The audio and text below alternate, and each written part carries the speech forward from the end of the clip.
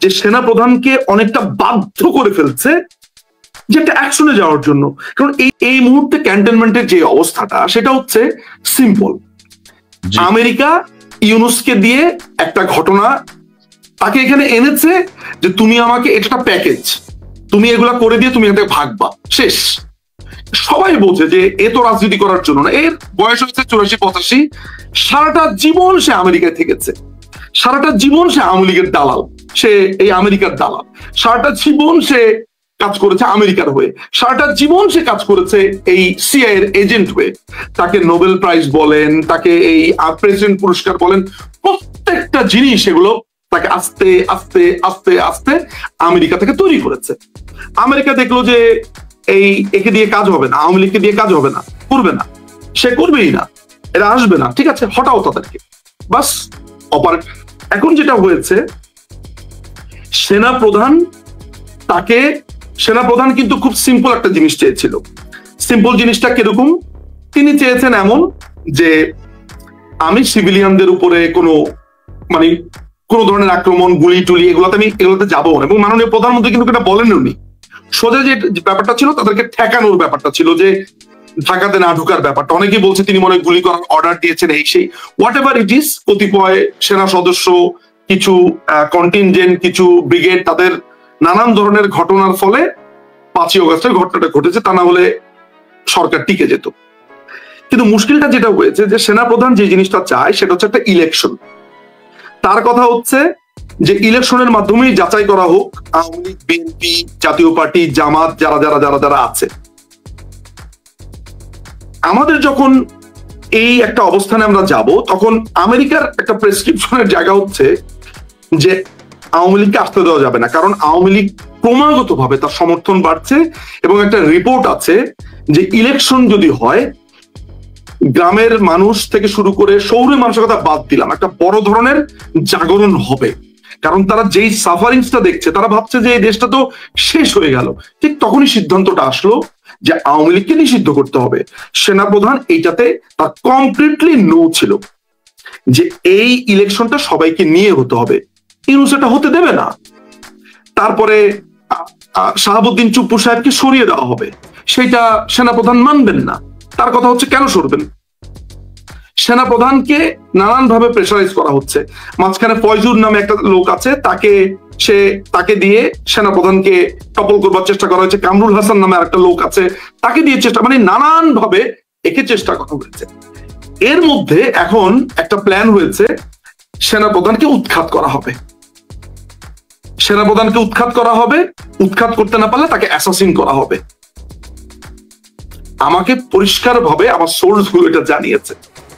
তো আজকে আপনারা যে মিটিং দেখলেন, যা দেখলেন, এগুলো ভুলে যান। এখন দেখার বিষয় হচ্ছে আমেরিকা চেষ্টা করছে সেনাপ্রধান এবং ইউনূস এদের দুয়ের ভেতরে একটা মিউচুয়াল করে দিয়ে, ওদের তো টার্গেট হচ্ছে করিডোর, ওদের তো টার্গেট হচ্ছে চায়না, মায়ানমার এবং ভারতকে একটা অস্থিতিশীল জায়গাতে রাখা। ওর মধ্যে পাকিস্তান জায়গা করে নিয়েছে। পাকিস্তান যেহেতু আমেরিকা এখানে অপারেট করলেও কাজটা করিয়েছে একটা বড় ভাবে ছিল আইএসআই দিয়ে, আইএসআই এজেন্টদেরকে দিয়ে। সুতরাং এত লম্বা কাহিনী আমি এই 40-50 মিনিট আমার পক্ষে বলাটা বা গুছিয়ে বলাটা কঠিন। ফলে আপনাদের জন্য সামারি হচ্ছে যে সেনাপ্রধানকে অনেকটা বাধ্য করে ফেলছে যে একটা অ্যাকশনে যাওয়ার জন্য। কারণ এই দেশটা তো আলটিমেটলি বিক্রি করে দিচ্ছে।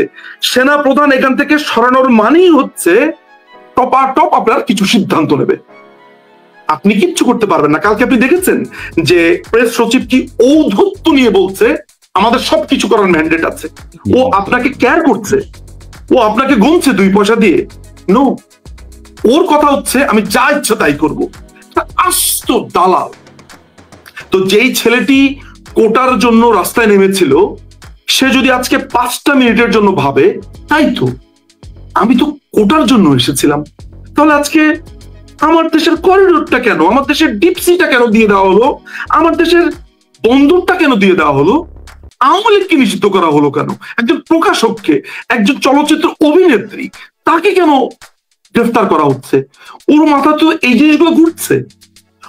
আওয়ামী লীগের প্রতি ক্ষোভকে তারা এত চমৎকার ভাবে ক্যাশ করেছে যে অনেকেই হিতাহিত জ্ঞান শূন্য হয়েছে। সুতরাং যারা তরুণ, যারা আজকে এই প্রোগ্রামটা আপনারা বা তোমরা দেখলে আমাকে ভালোবাসার দরকার নাই, তো আওয়ামী লীগকে ভালোবাসার দরকার নাই, দেশটাকে ভালোবাসো। যখন একজন মুক্তিযোদ্ধাকে অপমান করা হচ্ছে সেই জায়গায় প্রতিবাদ করো, বঙ্গবন্ধুকে যখন অপমান করা হচ্ছে সেই জায়গায় প্রতিবাদ করো। তুমি যে সুস্থ মানুষটা আছে, তুমি কি ম্যান্ডেট দিয়েছিলে 32 ভাঙার? তুমি একটু আজকে রিমাইন্ড করে দেখো তো 32 ভাঙার সময় কারা ছিল? এই ইনকিলাব মঞ্চ কারা, জামাতিরা কারা, এই বিআইনি ক্যাম্প থেকে আসা কারা? তুমি যে ছেলেটি একটা ভদ্র ফ্যামিলি থেকে এসেছো, তুমি কি গিয়েছিলে 32 নম্বরের ওই রাতে? নিজেকে প্রশ্ন করো। আচ্ছা নিজুম ভাই, আমি আপনাকে আরেকটা কথা বলি। জনগণ একটা সূত্র মিলাতে চায়, সেটা হচ্ছে আমেরিকান যে সোলজাররা এসছে বা 3জন 4জন অ্যাটাচের সাথে কথা হলো, সেনাপ্রধানের কথা, দরবার আজকে হয়নি, প্রধান উপদেষ্টার নিরাপত্তা উপদেষ্টার সাথে কথা, সে আমাদের সামরিক বাহিনীর ঊর্ধ্বতন কর্মকর্তাদের সাথে কথা, এই বিষয়টা একটু যদি মিলিয়ে দেন যে কেন কি হতে যাচ্ছে আগামীকাল, সে দরবার হবে কিনা, এটা 3-4 মিনিট একটু সংক্ষেপে যদি সুন্দর করে বলেন। দেখেন, এটা একটা রেগুলার দরবার।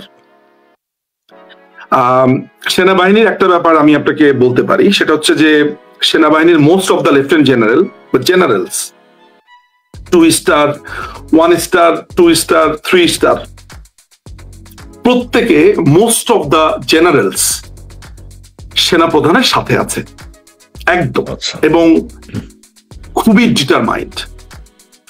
ওই জায়গাতে তো আওয়ামী পন্থী, বিএনপি পন্থী অনেকেই আছে, সেসব নিয়ে আলোচনাতে যাচ্ছি না। এন্ড অফ দ্য ডেতে ওগুলো ছাপিয়ে তাদের কাছে যে জিনিসটা আসছে সেটা হচ্ছে যে সেনাবাহিনীকে যেইভাবে রাস্তার মধ্যে রেখে অপমান করা হচ্ছে, এটা তো সে ডিজার্ভ করে না। সে আওয়ামী পন্থী হতে পারে, বিএনপি পন্থী হতে পারে, এন্ড অফ দ্য ডেতে এটা তার পোশাক। এই জলপাই কালার বা এই ক্যামোফ্ল্যাশ পোশাকটা কিন্তু তার অনেক বড় একটা ভালোবাসার জায়গা। গতকালকে আমি এক গুরুত্বপূর্ণ ব্যক্তির সাথে কথা বলছিলাম, তিনি বলছেন যে দেখো, it's nothing to do with Awami League বা বিএনপি, এটা আমার পোশাকের অপমান। আরে আমাকে রাস্তাঘাটে অপমান করছে, আমি দেশের সার্বভৌমত্ব রক্ষা করার জন্য শপথ নিয়েছিলাম, এখন বলছে যে খলিলুর রহমান নামে একটা লোককে নিয়ে এসেছে, যে লোকটা একটা মার্ডার কেসের আসামি। আপনি একটু চিন্তা করে দেখেন তো, এই লোকটার নাম হচ্ছে রোজার রহমান। সে আমেরিকা থেকে রোজার রহমান হিসেবে পাসপোর্ট করেছে, বাংলাদেশে এসেছে আরেকটা পাসপোর্ট করেছে খলিলুর রহমান, 2 নামে সে চলছে। সেনাবাহিনীর মধ্যে আপনি যে ঐক্য দেখতে পাচ্ছেন বা যে কথা আপনি শুনেছেন, সেটা হচ্ছে কি আমাদের বন্দর রক্ষা, করিডোর যত আমরা না দিই, অর্থাৎ দেশের স্বার্থে সেনাবাহিনীর মধ্যে ইউনিটি আছে, এই কথাই বুঝাতে চাচ্ছেন? সেনাবাহিনীর ভিতরে ইউনিটি আছে। এখন দেখেন, ওয়াকারুজ্জামান সাহেবকে আমি খুবই ফ্লিমজি মনে করি। ফ্লিমজিটা হচ্ছে কেমন, ধরেন একটা টোকা মারলে পড়ে যায় টাইপের, এটা আমি মনে করি। আমি তাকে মনে করি তিনি, আমার কাছে মনে হয় যে তিনি একটা ভয়ঙ্কর রকমের ইনডিসিশনে ভোগেন। আমি মনে করি যে তিনি খুব বেশি সাহসী তার জায়গাতে হওয়ার উচিত, সেটা তিনি নন। খুবই কম্প্রোমাইজিং ক্যারেক্টার, খুবই। ইয়েস, এটাকে তিনি ব্যক্তিগত ভাষাতে তিনি এটাকে শান্তিপ্রিয় বলেন, কিন্তু আমি যেই জায়গাটাকে দেখি আর কি, সেটা হচ্ছে যে সেনাপ্রধান is not happy at all. তিনি পরিষ্কার করে বলে দিয়েছেন, I don't want that, I want a election. এটা বিএনপি আসুক, জামাত আসুক, আওয়ামী লীগ আসুক, জাতীয় পার্টি আসুক, ডাজন্ট রিয়েলি ম্যাটার। ম্যাটারটা হচ্ছে আমি একটা ইলেকশন চাই, এন্ড এটা কুইকলি চাই। You are nobody, you don't have any mandate here. তুমি একটা ঘটনার প্রেক্ষিতে এসছো, get out of this site. Okay. So, okay, good. ইউনুসের কথা হচ্ছে he needs time, কারণ তাকে এই যে বন্দর সময় লাগবে। সো এই হচ্ছে টাগ অফ দ্য লাইন, ওয়ারের জায়গাটা। নাও দেখার বিষয় হচ্ছে যে সেনাবাহিনী যদি ধরেন ক্ষমতায় আসে, তাতে আমার কি লাভ? আমি কি ক্ষমতায় চলে আসবো? তা তো না। কিন্তু আমার কথা হচ্ছে যে আমি আওয়ামী লীগ কিচ্ছু না যদি বাংলাদেশ না থাকে, আমার দেশ যদি না থাকে, তাহলে আমি আওয়ামী লীগ কিচ্ছু না। আমার নেত্রী আমার নেতা এই লড়াইটাই করেছেন, আজকে এই সিচুয়েশনটাই হচ্ছে দেশকে বাঁচানোর জন্য লড়াই। আচ্ছা, আরেকটা কথা বলি, আপনি অনেক কথা বলেছেন, ভালো লেগেছে, সেটি হচ্ছে যে চট্টগ্রাম বন্দর গিয়ে আমাদের প্রধান উপদেষ্টা যে কথাগুলো বলেছেন, খুব কনফিডেন্টলি বলেছেন যে এই বন্দর বিদেশি ডাক্তারদেরকে দিয়ে দিতে হবে হৃৎপিণ্ডের চিকিৎসার জন্য, এবং যে যাই বলুক তিনি এটা দেবেন বা দেওয়ার পরিকল্পনা প্রায় চূড়ান্ত। এই বিষয়টা একটু ব্যাখ্যা করবেন। বন্দর গেলে আমাদের সুবিধা কি, বন্দর নিয়ে গেলে আমাদের অসুবিধা কি? প্রথম ব্যাপার হলো যে প্রাইভেটাইজেশনে বা বিদেশি কোম্পানির কাছে কোনো কিছু ছাড়া কোনো কিছু দেওয়া, এটা আমাদের দেশেও নতুন কিছু না। কেমন, আমাদের দেশে এটা নতুন না, অতীতে হয়েছে। বিমানকে দেখেছি আমরা, অনেক প্রতিষ্ঠানকে দেখেছি, ওইটা হয়। কিন্তু ওই হওয়া আর একটা সুনির্দিষ্ট ছকের মধ্যে ওই একই ঘটনা ঘটার মধ্যে পার্থক্য আছে। এখন জিনিসটা তো আর ওই হওয়া না যে আমি এটাকে উন্নত করার জন্য, এটা completely it's a American plan. এখন ঘটনা হচ্ছে আপনাকে আমি কৌতুক দিয়ে বোঝাই। এক ভিক্ষুক, তিনি গাধার পিঠে ভিক্ষা করতেন। তো গাধা আপনার ওই প্রতি বাড়িতে বাড়িতে যেতেন, ওই ভিক্ষা করতে করতে যেতেন। ভিক্ষুক মারা গেছেন, কিন্তু গাধা তো তার অভ্যাস ছাড়তে পারেনি। ওই গাধা প্রতিদিন সকালে উঠে প্রত্যেকটা বাসার সামনে গিয়ে দাঁড়ায়, কারণ তার অভ্যাস হয়েছে। ও 1983 সাল থেকে ওই ভিক্ষা নিতে নিতে গ্রামীণ ব্যাংকের কথা বলে এর থেকে ভিক্ষা, তার থেকে ভিক্ষা, তারপর তার নিজের এনজিও, নানান ভাবে সে ভিক্ষা নিয়েছে, নানান ভাবে ওই আমেরিকার টাকাতে সে চলেছে, আমেরিকা যা বলেছে তা করেছে। ও যখন ঘটনাচক্রে ক্ষমতার অংশীদার হলো বা ক্ষমতার জায়গাতে গেল, সে মনে করেছে যে সে তো একটা প্ল্যানের অংশ হিসেবে, ফলে তার ওই অভ্যাসটা যায়নি। তার কাছে তো বাংলাদেশ কোনো ঘটনা না। আপনি তাকে কোনোদিন সাভার স্মৃতিসৌধে দেখেছেন এই 5 তারিখের আগে? শহীদ মিনারে দেখেছেন? কোনোদিন প্রভাত ফেরিতে দেখেছেন? কোনোদিন তাকে বাংলাদেশের জাতীয় কোনো দুর্যোগে দেখা যায়নি, জাতীয় ঘটনাতে দেখা যায়। ওর তো কোনো দায়বদ্ধতা নেই। তার ফ্রান্সে তার $2.5 বিলিয়ন তার বিনিয়োগ, হাজার হাজার কোটি টাকা তার। বাংলার মানুষ এগুলো জানবে। এখন কথা হচ্ছে যে এই বন্দরটা দিয়ে দিতে চাচ্ছে, সে বলছে যে এটা একটা হৃৎপিণ্ড, এটাকে যদি আমি বিদেশি কোম্পানির কাছে দিয়ে দেই, এটার জন্য টেন্ডার কোথায়? এটা অতীতে যখন দেওয়া হয়েছে টেন্ডার সাবমিট করা হয়েছে, টেন্ডার কই? এটার জন্য আমরা কি কোটেশন, আমাদের যারা এটাকে করবে তারা কেন শ্রেষ্ঠ, এটা বাংলাদেশের মানুষ কিভাবে জানবে? এটার জন্য কোনো ওপেন প্ল্যাটফর্মে ঘোষণা দেওয়া হয়েছে? এই ডিপি ওয়ার্ল্ড কারা, তারা কিভাবে আমাদেরকে সার্ভিস দিবে, তারা যে আমাদের লোকাল লোকদেরকে এমপ্লয় করবে, কিভাবে এমপ্লয় করবে, তাদেরকে ট্রেনিং কিভাবে দেবে, ট্রেনিং দেওয়ার পদ্ধতি কি, তারা আমাদের কন্টেনারকে কিভাবে ডিল করবে, তারা আমাদের দেশকে লভ্যাংশ কত দেবে, কত নিবে, তাদের সাথে কি ডিল হয়েছে, তারা আমাদের এটার ম্যানেজমেন্ট পরিকল্পনাটা কি, এটা কাকে জানিয়েছে, এটা কোন বিডের মাধ্যমে হয়েছে, তার থেকেও তো ভালো আছে পৃথিবীতে। না, ডিপি ওয়ার্ল্ডের থেকে তো পৃথিবীতে আরো ভালো আছে। তার কোটেশন কি?